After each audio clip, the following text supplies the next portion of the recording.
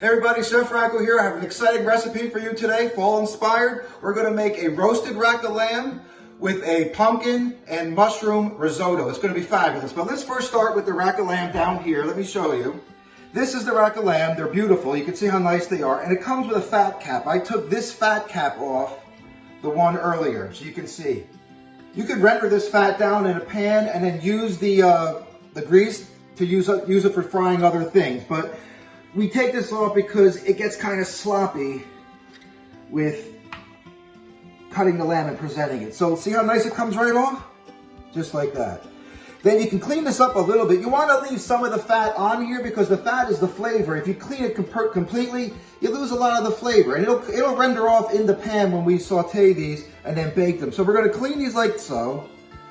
You take a little bit of the fat off. We're going to divide them in 4. 1, 2, 3, 4. And you can see the bone here.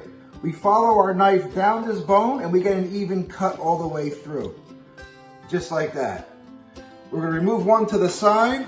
And then you're going to do something called Frenching the bone. You French the bone by removing all the fat that's around the bone. It's encased. So we're going to move that bone out. We French it just like so. You take all the fat off, hit the edge, it loosens up the back, and then you can see as you flip it over, there's a little spot here. You can go under, remove it, come back, and voila. You have a Frenched bone. These now are your presentation. You don't want to bake these or saute these with the nice white bone showing. You want to cover them so they don't burn. And this is how you would do it in a professional restaurant, and you would wind up with something like this. This is the whole thing completely done. The bones are Frenched. And now I'm going to add just a little bit of this Moroccan rub that I use. This is something I created myself. I'm going to put it on here. It has salt, it has pepper, it has all the seasonings in it. And then we're going to rub it in with our hand real nice. Rub it in, rub it in. Also do the back, do the bone area, because that's the part when you eat it at the end. It's really delicious. So we're going to put a little more. We're going to rub it in real nice. Okay, now follow me. We're going to go to the pan. We are going to increase the heat. I put a drop of olive oil in here, but remember, we have the fat, so the fat's going to render, it's going to saute in its own juices. Okay guys, it smells so good in here. If you love lamb, you know what I'm talking about. Come down here. You can see how nicely it's roasted up. We seared off both ends as well. Now we're going to put it on the side that we're going to roast it like that. I'm going to add right now at this point a tad of butter, just a little bit. Put it in, like so. And I'm also going to add a sprig of thyme, really nice. It adds a nice perfume and aroma as this starts to cook. We're going to swirl this around. We're going to cover it with our thyme.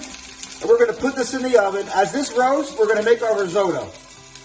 This is the Italian short grain rice, the arborio rice. This is going to be really delicious. And in this risotto, since we're keeping in the style of autumn, I made a pumpkin puree. You can get this recipe on my blog later. It'll be up. We have some nice autumn mushrooms. I made a nice dice of autumn squash. You can see it kind of looks fall, like you would see outside your window right now. The yellow and the dark colors, and really nice, keeping it in autumn. We have a little bit of smoked provolone, delicious. This cheese is absolutely delicious. We're going to finish it off, adds a nice element of flavor at the end. And of course we have the white wine and the parmesan cheese and a little onion to start it off. And then the real secret ingredient here is we're going to finish it off with a dab of this balsamic vinegar from Modena. This is the real stuff from Modena, Italy. That's the capital of balsamic production. So this is going to be really good. And we'll eventually finish it with cream. But right now, we're going to put the pan on. We're going to add a little bit of olive oil.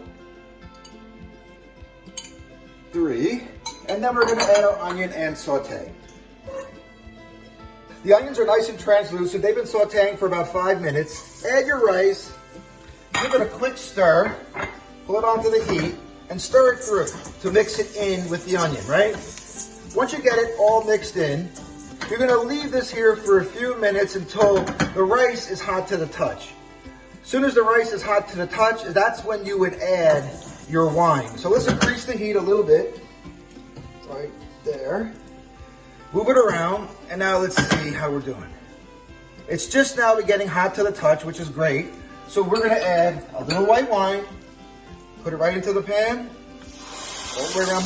All you're doing is moistening it. That's it. The white wine has to evaporate. If the white wine doesn't evaporate, your risotto could taste too much winey. So right now we're gonna let this evaporate. Once it evaporates, I'll show you how we finish it. The wine has now evaporated. You can see there's no more moisture in the bottom of the pan.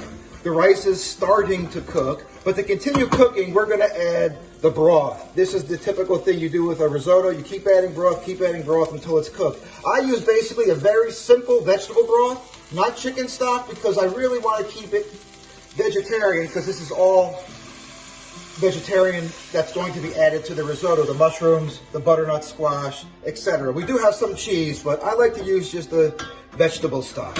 We keep stirring it through, and maybe about the fourth or fifth edition, we'll come back and you'll see how we finish this. Okay guys, the risotto is nearly done to the point where we can finish it. You can see how nicely the risotto swelled. It looks larger than it was.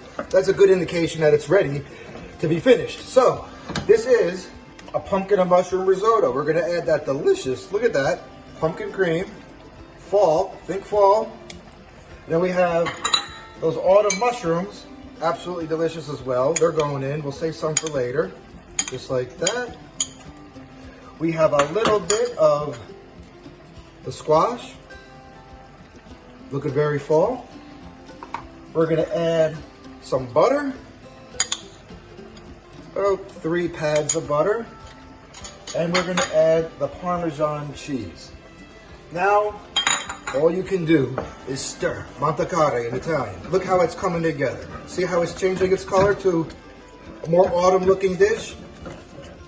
Isn't that beautiful? We're gonna stir off the heat now, so it's not cooking too fast. And when we come back, I'll show you the finishing steps. Okay guys, this has all come together beautifully, you can see. Now we're gonna use the ingredients to totally finish it. We have that smoked provolone, unbelievably tasty. A spot, I'm talking just a little bit of heavy cream. And we have that beautiful balsamic vinegar di Modena. We're gonna pour a little bit. 1, 2, 3, 4. That's it.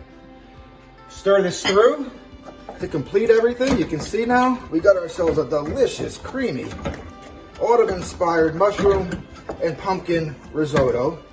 Really nice. We're gonna add a little bit of parsley to finish. We have a little bit of thyme for more flavor. Autumn. We're gonna stir this through one more time. You guys can see how beautiful this is coming together now. Look how beautifully they roasted up. Can you see them? Gorgeous.